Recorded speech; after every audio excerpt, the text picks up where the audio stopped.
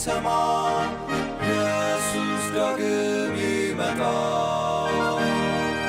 ደስ ይበለን እንዘምር ኢየሱስ ዳግም ይመጣል። ይመለሳል ይመለሳል ኢየሱስ ዳግም ይመጣል።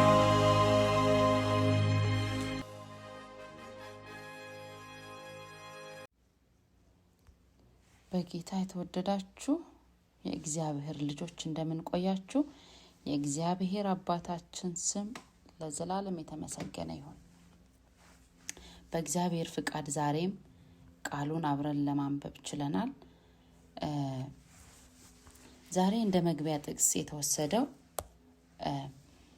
በሁለተኛ ነገስታት ምዕራፍ 2 ከቁጥር 19 ላይ ያለው ነው። እናንብብ። እንዲህ ይላል፣ የከተማይቱ ሰዎች ኤልሳዕን እነሆ ጌታችን እንደምታያት ይህች ከተማ ለኑሮ የተመቸች ናት፣ ይሁን እንጂ ውሃው መጥፎ ሲሆን ምድሪቱን ፍሬ የማትሰጥ ናት አሉት ይላል። ይህ የሆነው ደግሞ ኢያሪኮ ከፈረሰች በኋላ ነው። ኢያሪኮ ከፈረሰች በኋላ በዛች ከተማ ውስጥ የነበሩ ሰዎች ተገደሉ። ሁሉ ነገር እንዳልነበር ሆነ። እናም በዚያ ቦታ የነበሩ ምንጮች በእንደዚህ አይነት እርግማን ተመቱ። እንደዚህ አይነት እርግማን ደረሰባቸው። ግን ከዛ ቀደም ደግሞ በዘፍጥረት 13 ቁጥር 10 እና 12 ላይ ሄደን ስንመለከት ይህ ስፍራ ሎጥ ለመኖር የመረጣት ቦታ ነበረች። በዘመን አባዎች የዮርዳኖስ ሸለቆ ውሃ የሞላበት ነበር፣ እንደ እግዚአብሔር ገነት ነበር ይላል። በዘፍጥረት 13 ቁጥር 10 ሄደን ስንመለከት ሎጥ ለመኖር የመረጠው በዚህ በሚያምር ሀገር ነበር። ድንኳኑን በሶዶም አዘዋወረ ይላል። እናም ይሄ ስፍራ ከዛ በፊት ገነትን የሚመስል ነበረ። ገነትን የሚመስል በጣም ውብ የሆነ ሰዎች በዛ አካባቢ እንዲኖሩ ሰዎች ያንን አካባቢ እንዲመርጡ ከሚያደርገው ነገር አንዱ በዛ የነበረው የውሃ ምንጭ ነበረ። ለምን ሲባል በዛ አካባቢ ያሉት ፍራፍሬዎች ሁሉ ፍሬያማ ነበሩ። ቦታው ገነትን እንደመምሰል በገነት የተመሰለ በጣም ከውበቱ የተነሳ በዛ አካባቢ ላይ የሚኖሩ ሰዎች ያንን ውሃ እንደ መድኃኒትነትም ሲጠቀሙ እንደነበር እናያለን። ከዚያም በኋላ እስራኤላውያን ወደ ተባሉበት ሀገር ወደዛ ሲገቡ ኢያሪኮን 7 ጊዜ ዞረው ነበርና ከዚያ ኢያሪኮ ስትፈርስ እዛ አካባቢ ላይ የነበረው ያ ቦታውን ገነት እንዲመስል ያደረገው ያ ውብ ውሃ ከዚያ በኋላ እንደተረገመ እንመለከታለን። ከዛ የተነሳ ከዛ ውሃ የሚጠጣ ሰው ይሞታል። እናም ደግሞ ብዙ ችግር ይደርስባቸው ነበር እና ኢያሪኮ እንደገና ተገነባች። ከብዙ አመታት በኋላ ኢያሪኮ ተገነባች፣ ነዋሪዎችም ተመለሱ። በዛም ኤልያስ ካረገ በኋላ ኤልሳዕ ወደዚያ ሄደ፣ ወደዛሽ ከተማ ሄደ። ኤልያስ ካረገ በኋላ ከዚያ ሲደርስ የከተማይቱ ሰዎች እንዲህ አሉት፣ ይህ ጌታችን እንደምታይ የዚህ ከተማ ኑሮ መልካም ነው፣ ውሃው ግን ክፉ ነው በማለት ይጠይቁታል። ባለፉት አመታት ንጹህና ህይወት ሰጪ የነበረውና በአካባቢው ክፍለ ሀገርና ለከተማይቱ አገልግሎት ይሰጥ የነበረው ምንጭ አሁን ጥቅመ ቢስ ሆኗል ማለት ነው። ከዛ ቀደም ህይወት ሰጪ ነበረ፣ ለከተማይቱም ለክፍለ ሀገርም የሚደርስ በዛ የነበረው ውሃ ደግሞ ህይወት ሰጪ እንደነበር ተመለከትን እና ይህ ውሃ እንደተበከለ ለኤልሳዕ ይነግሩታል። ኤልሳዕም ከዛ በኋላ ለዚያ ውሃ መፍትሄ እንዳበጀለት እንመለከታለን።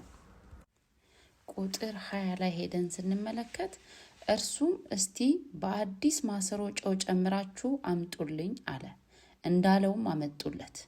ከዚያም ወደ ውሃው ምንጭ ሄዶ ጨው ጣለበትና እግዚአብሔር እንዲህ ይላል፣ ይህንን ውሃ ፈውሼዋለሁ፣ ከእንግዲህ ወዲያ ለሞት ምክንያት አይሆንም፣ ምድሪቱም ፍሬ እንዳትሰጥ አያደርጋትም አለ። ኤልሳ እንደተናገረው ውሃው እስከ ዛሬ ድረስ የተፈወሰ ነው ይላል። ውሃውን ፈውሼዋለሁ፣ ከእንግዲህ ወዲያ ለሞት ምክንያት አይሆንም፣ ምድሪቱም ፍሬ የማትሰጥ አያደርጋትም አለ ይላል። ታዲያ ይህንን የተበከለውን ምንጭ ከእግዚአብሔር እንደራቀች ነፍስ በምሳሌነት እንማራለን። ከእግዚአብሔር የራቀች ነፍስን ዛሬ በዚህ አምሳያ እንማራለን። በነቢያትና ነገስታት በሚለው መጽሐፍ ላይ እህታችንም እንዲህ ብላ ጽፋለች። የተበከለው ምንጭ ከእግዚአብሔር በራቀ ነፍስ ይመሰላል ትላለች። ኃጢአት ሰውን ከእግዚአብሔር ማራቅ ብቻ ሳይሆን የሰውን ነፍስ እግዚአብሔርን የመፈለግ ምኞቱንና ችሎታውን ያጠፋል። በኃጢአት ምክንያት የሰው አእምሮ ይዛባል ትላለች። በኃጢአት ምክንያት የሰው አእምሮ ይዛባል፣ ህዋሳቱ ይወሰናሉ፣ አስተሳሰቡ ይጣመማል፣ ህሊናውም ይጨልማል። የእግዚአብሔር የመለወጥ ኃይሉ ባህሪውን አያድሰውም። ነፍሱ ደካማ ነው። የሞራል ወይም የግብረ ገብ ኃይል ስለሚያንሰው የተበከለና የዘቀጠ ይሆናል ትላለች።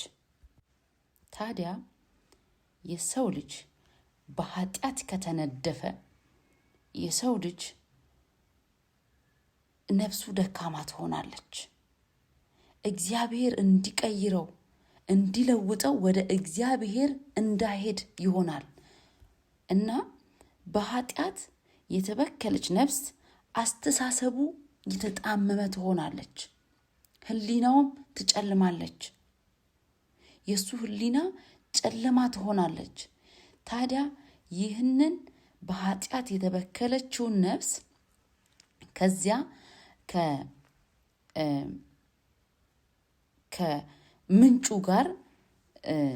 ከምንጩ ጋር ስናያይዘው ይህ ምንጭ ህይወት ሰጪ ነበረ። ከዛ ቀደም በምዕራፍ 20 ላይ ስንመለከት ከዚህ በኋላ ይህንን ውሃ ፈውሼዋለሁ እና ጭንገፋ አይሆንም ብሎ ያንን ውሃ ሲፈውሰው ተመልክተናል። እናም ዛሬ በማቴዎስ ምዕራፍ 5 ከቁጥር 13 ሄደን ስንመለከት ጌታችን ኢየሱስ ክርስቶስ ደቀ መዛሙርቱን ያላቸው ነገር አለ። እሱ ምንድነው? እናንተ የምድር ጨው ናችሁ ነው ያለው። ኤልሳ ምን ነበር ያደረገው? ቅድም ኤልሳ በማሰሮ ጨው አምጡልኝ ነበር ያላቸው። ከዚያ በኋላ ያንን ጨው ወደዛ ውሃ ሲጨምር ያ ውሃ እንደገና ታደሰ፣ ህይወት የሚሰጥ ሆነ። በዛ አካባቢ ያሉት ነገሮች በሙሉ በዚያ ውሃ ምክንያት እንዲያብቡ ተደረገ። ልክ እንደዛው ክርስቶስ ደቀ መዛሙርቱን እናንተ የምድር ጨው ናችሁ ሲል ወደ ተበከለች በኃጢአት ወደ ተጨማለቀች ነፍስ ደቀ መዛሙርቱ መላኩ ነው። በማቴዎስ 5 ከቁጥር 13 ላይ እናንተ የምድር ጨው ናችሁ ያለውን መንፈሳዊ ትምህርት ኤልሳ አስተማረ። ያ ኤልሳ የጨመረበት ጨው ከተበከለው ምንጭ ጋር ሲደባለቅ ውሃውን አጣራውና በሞትና በጥፋት ፋንታ ህይወትና በረከት አመጣ። በሞትና በጥፋት ፋንታ እንደገና ምን ሆነ? ያ ውሃ ህይወትን ሰጪ ሆነ፣ በረከትን ሰጪ ሆነ። እግዚአብሔር ልጆቹን በጨው ሲመስላቸው ፍላጎቱ በጸጋው ሌሎችን የሚያድኑ ወኪሎች እንዲሆኑ ነው ትላለች እህታችን። ልጆቹን በጨው ሲመስላቸው ፍላጎቱ በጸጋው ሌሎችን የሚያድኑ ወኪሎች እንዲሆኑ ነው። የጨውን ጥቅም ስንመለከት ጨው ለራሱ አይደለም የሚጠቅመው። ጨው ለራሱ ሳይሆን ሰው ነው የሚገለገልበት። ጣፋጭ ነኝ እኔ ብሎ እኔ ለራሴ በቂ ነኝ ብሎ አይደለም ጨው በራሱ የሚለው። ጨው ሰው ነው የሚጠቀምበት ማለት ነው። እንደዛው ይህ ጨው ወደ ባህሩ ከገባ በኋላ ያ ባህር ያ ምንጭ ሕይወት ሰጪ ሆነ። ይህ ጨው በጌታ ልጆች ሲመሰል ተመለከትን። ይህ ጨው በጌታ ልጆች ተመስሎ ጌታ ራሱ በአንደበቱ ተናገረ፣ እናንተ የምድር ጨው ናችሁ። ዛሬ ዓለም ይህንን ጨው አጥቶ በስቃይ ውስጥ ነው ያለው። እህታችን ስትናገር ዓለም ከልብ የሆነ እውነተኛ ክርስትና ማየት አለበት ከኛ ትላለች። የኃጢአት መርዝ በህብረተሰቦች ላይ ተሰራጭቷል። ታላላቅና ትናንሽ ከተሞች በኃጢአትና በግብረገብ ሞራል ድህነት ቆርቁዟል። ዓለም በበሽታ በስቃይና በኃጢአት ተሞልታለች። በሩቅና በቅርብ ነፍሳት ድህነት ተጨንቀዋል። በማጣታቸው እየጠፉ ነው። የወንጌልን መልእክት ይሰማሉ፣ ነገር ግን የህይወትን ጣዕም ሊያሳዩአቸው የሚገባቸው ሰዎች በዚያ ፋንታ የሞትን ጣዕም እያቀመሷቸው ነው። ነፍሳቸውን መርዝ ያጠጣሉ፣ ምክንያቱም ምንጩ ተበክለዋል። የዘላለም ህይወት የሚፈልቅባቸው ምንጮች መሆን ይገባቸው ነበር ትላለች እህታችን ኤሌን ዋይት። እና ሰዎች ዛሬ በእንደዚህ አይነት ስቃይ ውስጥ ህይወትን እየፈለጉ ግን መኖር አልቻሉም። እውነተኛ ምንጭ እየፈለጉ ግን መርዝ እየጠጡ ነው። ለምን ሲባል ምንጩ ተበክሏል። በዚህ ጊዜ ጨው የሆኑ የጌታ ልጆች አስፈላጊ ናቸው። በዚህ ጊዜ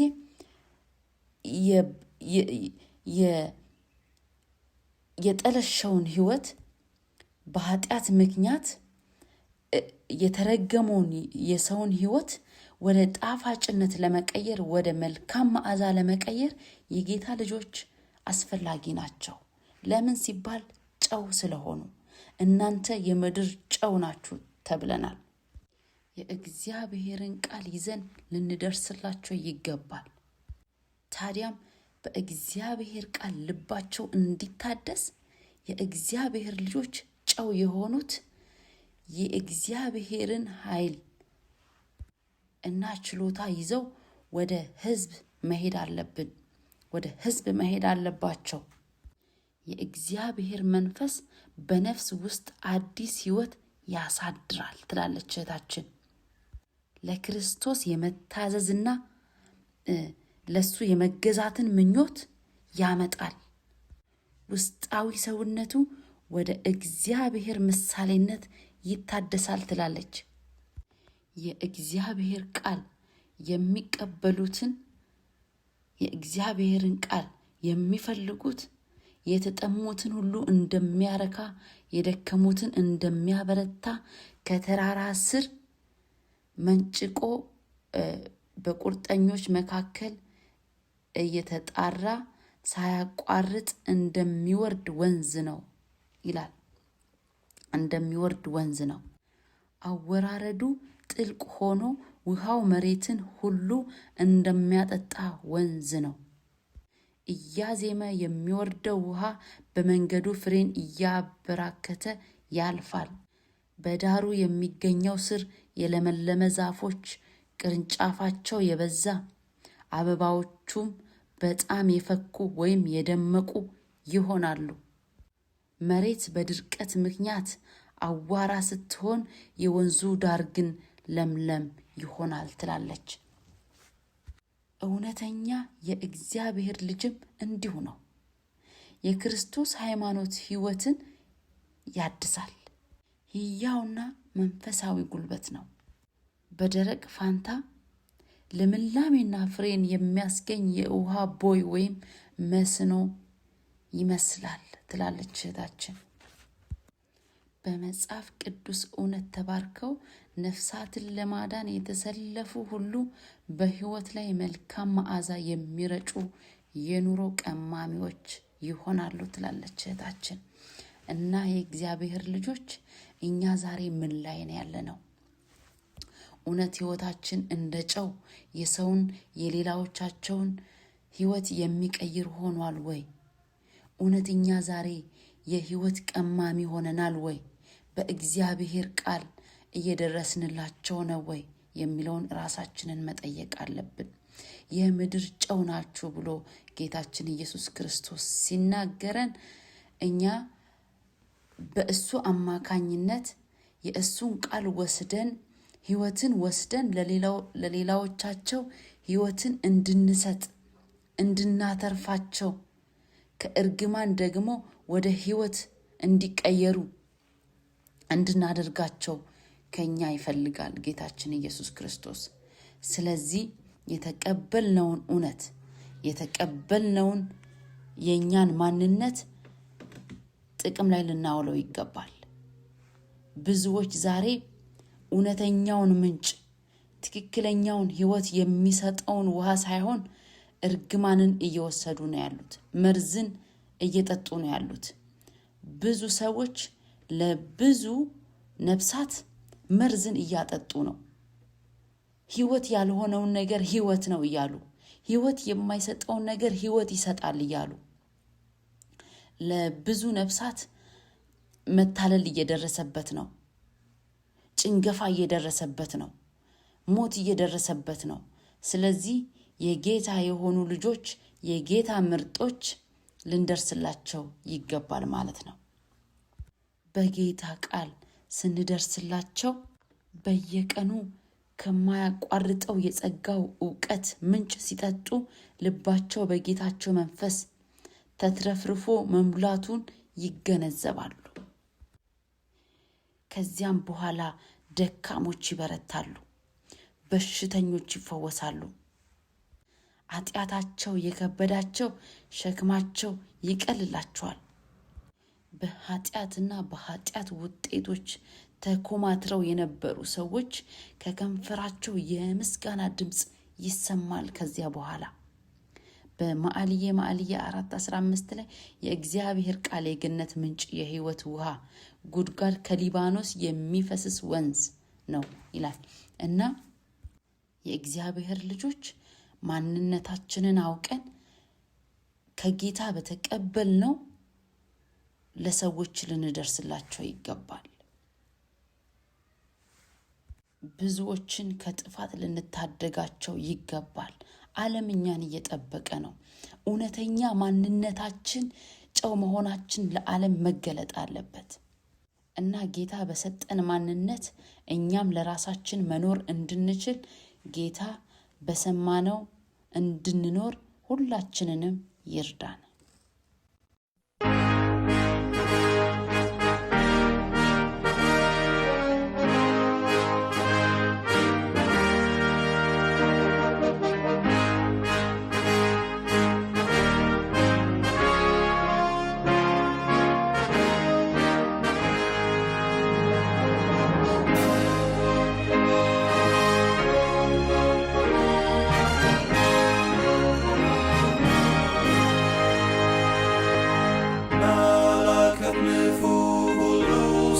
ሰማ ኢየሱስ ዳግም ይመጣል።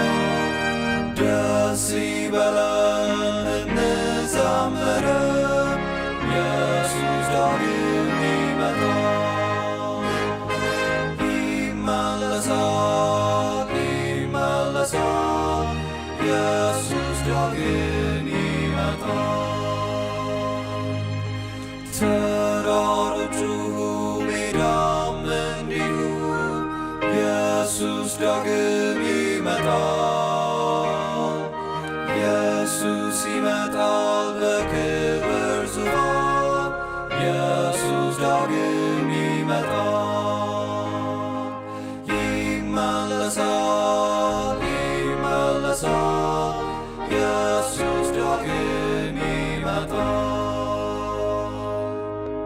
ፍጥረቱ ሁሉ ይናገረናል፣ ኢየሱስ ዳግም ይመጣል። እስከ ባህር ዳር ሁሉ ያየዋል፣ ኢየሱስ ዳግም ይመጣል። ይመለሳል፣ ይመለሳል፣ ኢየሱስ ዳግም ይመጣል። የምድር መናወጥ ለሰዎች ይላል፣ ኢየሱስ ዳግም ይመጣል። አውሎ ነፋስም ያስታውቀናል፣ ኢየሱስ ዳግም ይመጣል። ይመለሳል፣ ይመለሳል፣ ኢየሱስ ዳግም ይመጣል።